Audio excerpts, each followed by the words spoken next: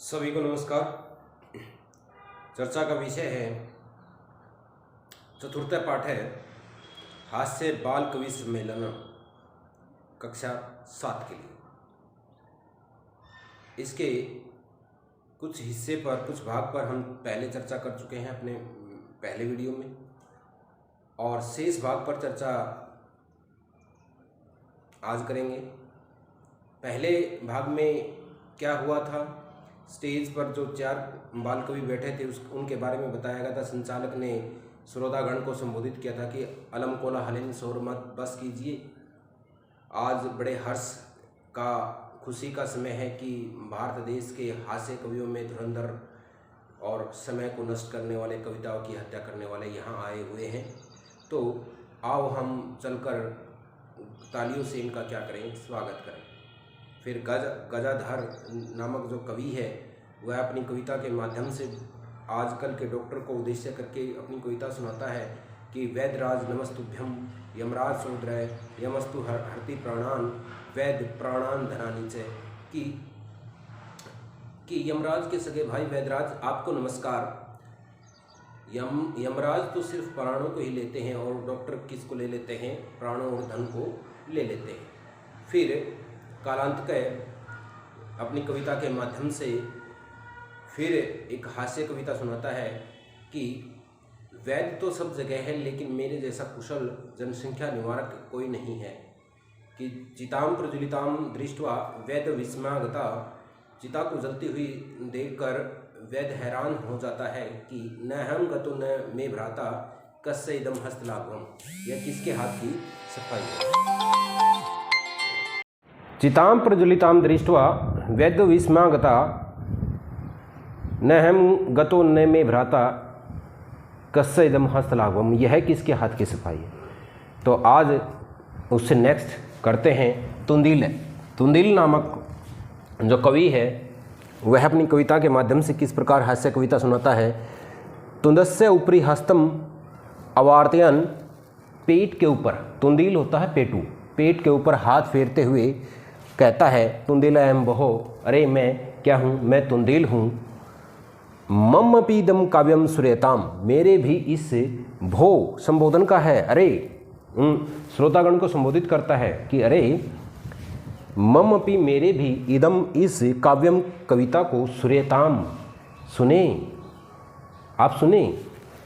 जीवने धार्यताम च, और जीवन में धारण करें। मेरी इस कविता को आप सुने और जीवन में धारण करें। परा अनम, ये अलग अलग है, क्या है ये, पर अनम, पर अनम है ये रे में जो ए है और अनम का जो ए है ये ए मिलकर आ बन जाता है, आ, परानम बन जाएगा। परानम। दूसरे का अन प्राप्य मीन्स प्राप्त करके, लय प्रत्यय है, प्राप्य में लय प्रत्यय है, प्राप्त करके। दुर्बुद्धे, हे दुर्बुद्धि, हे दुर्बुद्धि, माँ शरीरे दयाम करू, शरीर पर माँ मत दया करो, शरीर पर दया मत करो। पराया अन्न प्राप्त करके शरीर पर दया मत करो। परानम दुर्लभम लोके, परानम पराया अन्न, दूसरे का अन्न, लोके संसार में, दुर्लभम बहुत कठिनता से प्राप्त होता है, बहुत मुश्किल से प्राप्त होता है। शरीराणी पुनः पुनः, शरीर तो बार बार मिलते रहते हैं।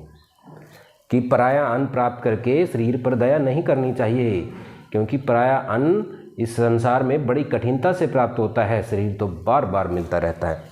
सर्वे पुनः अठासम कुर्वन्ति, सभी फिर से हंसते हैं, सभी फिर से हंसते हैं। आगे है चारवाक। चारवाक कवि कहता है आम, हाँ हाँ हाँ हाँ, शरीर से पोषणम सर्वथा उचितमेव, शरीर का पोषण हमेशा उचित ही है, कर लेना चाहिए। यदि धनम नास्ति, अगर धन नहीं है, शरीर का पोषण कर लेना चाहिए। अगर धन नहीं है तो ऋणम कृत्वा, ऋणम कृत्वा, कृत्वा प्रत्यय, कत्वा प्रत्यय कहाँ प्रयोग होता है? कत्वा प्रत्यय कर के अर्थ में प्रयोग होता है, भूतकाल की क्रिया को बताने के लिए। ऋणम कृत्वा, ऋण करके पौष्टिक पदार्थ एवं भोक्तव्य है, पौष्टिक पदार्थों का सेवन करना चाहिए, पौष्टिक पदार्थ खा लेने चाहिए। तथा कथ्यति चारवाक कवि, ऐसा किसने कहा है? ऐसा चारवाक कवि ने कहा है कि यावत जीवेत, जब तक जीवित हैं, सुखम जीवेत, सुखपूर्वक जीना चाहिए, जब तक जीवित रहें सुखपूर्वक जीना चाहिए। ऋणम कृत्वा धृतम पिबेत, और ऋण करके कर्ज लेकर क्या पी लेना चाहिए? घी पी लेना चाहिए। ऐसा किसने कहा? ऐसा चारवाक कवि ने कहा है।